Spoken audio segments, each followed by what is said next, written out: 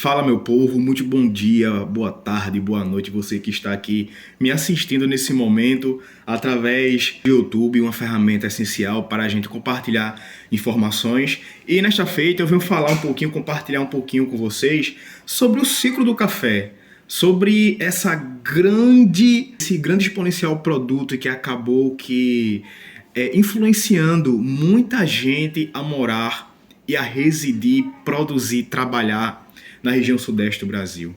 Por que esse produto foi tão essencial? Porque isso envolve não apenas a produção, a economia em si, sistemática, mas envolve também a questão cultural. E através dessa análise eu venho um pouco refletir, debater um pouquinho com vocês sobre isso, tá? Então, primeiramente, a cafeicultura ela se concentrou na região sudeste do Brasil e aqui eu vou tentar ser o mais objetivo possível, tá? Através da grande quantidade de nutrientes encontrado lá no Vale do Paraíba, entre ali o interior de São Paulo, puxando um pouquinho para as zonas litorâneas, né?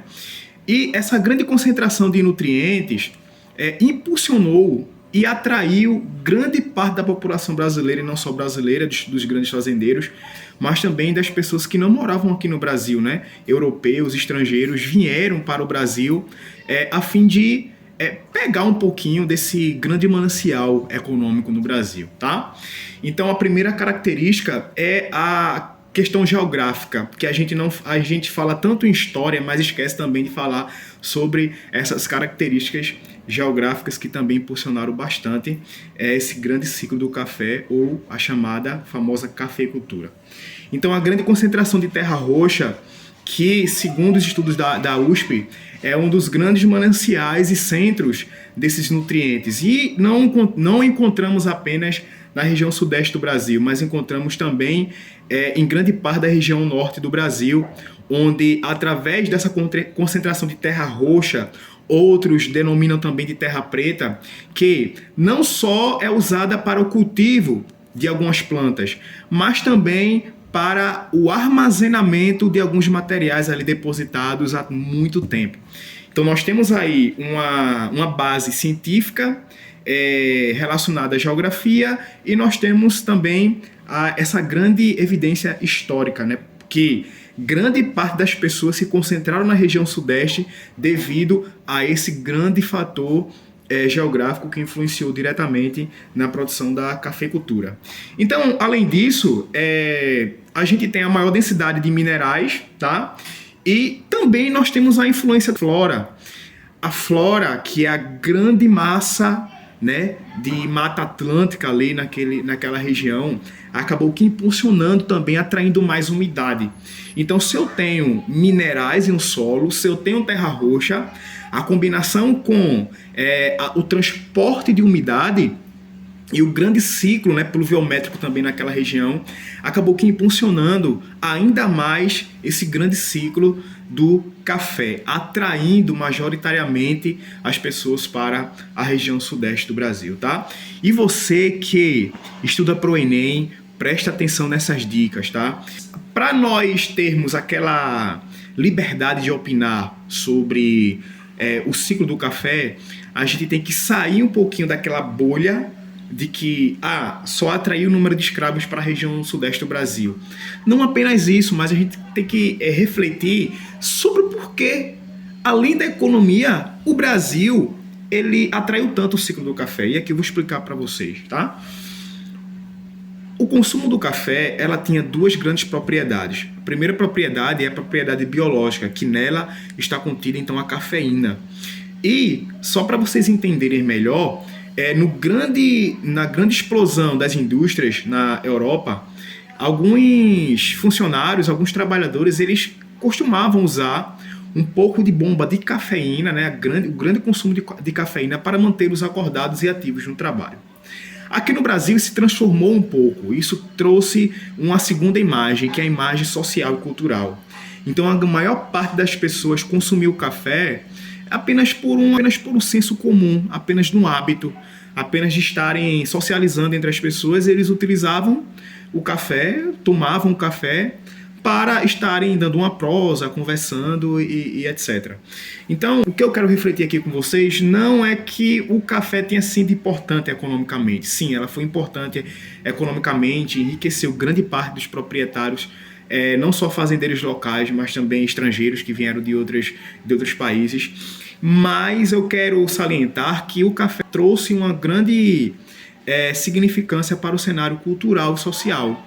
E que através disso as pessoas até hoje costumam utilizar o café.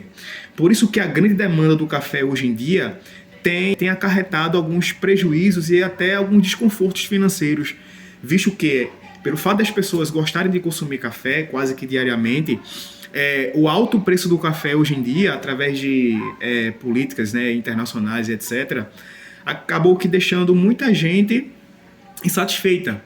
E isso tem uma explicação histórica, o qual eu acabei de citar para vocês aqui, tá?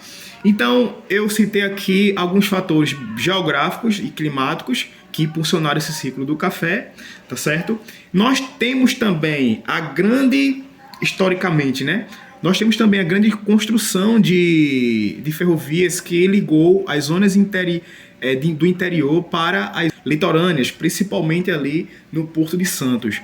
Então, eu tenho a grande massa de pessoas e essa margem geográfica que impulsionou o ciclo do café, juntamente com a necessidade de mão de obra, com o intuito de alavancar, né, no intuito de impulsionar a construção dessas ferrovias para facilitar na logística da produção e na exportação, então, desses produtos, né, para outros lugares, visto que geograficamente São Paulo, não como é hoje, mas já era considerado uma região, geograficamente falando, bem exponencial, né, em questão de tamanho.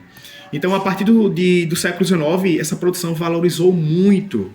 E eu tenho também a questão da mão de obra, imigração, que foram pontos importantes também, porque eu tinha que ter tanto mão de obra escrava, mas quando meados do século XIX a mão de obra escrava acabou que tendo uma redução também significativa devido à pressão inglesa, devido à pressão religiosa também, que não concordava mais com o sistema escravista. E esse sistema escravista, pelo fato de enfraquecer em meados do século XIX, exigiu que outras pessoas viessem para o estado de São Paulo e a região sudeste no geral, para que não deixasse esse consumo, produção, exportação do café, não deixasse perder o seu lado econômico, né, e sua importância, em outras palavras. O grande ciclo da cafeicultura, ela só trouxe um exemplo, né? Ela só trouxe uma explicação econômica, ou ela tem o seu caráter social e cultural? Sim, ela tem o seu caráter social e cultural.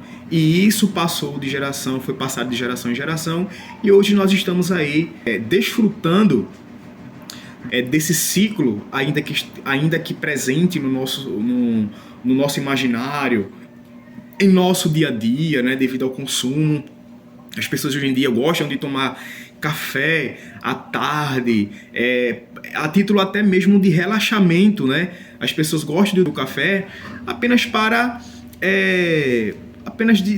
fazer bem a sua mente. Então isso é um fator importante que o Brasil, historicamente, desde o século XIX, ela passou essa mensagem para a gente, certo?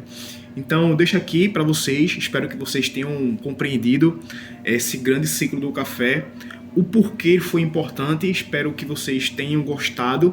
No próximo vídeo eu vou trazer mais curiosidades, não só curiosidades históricas, mas também essa reflexão de como a gente deve entender um pouco da historicidade do século XIX e também entender essa divisão, né, entre costumes, o porquê o Brasil hoje ele é tão diferente não só em questão cultural, mas social, de pensamentos e etc. Boa tarde para vocês, bom dia, boa noite. Guardo vocês no próximo vídeo e até mais.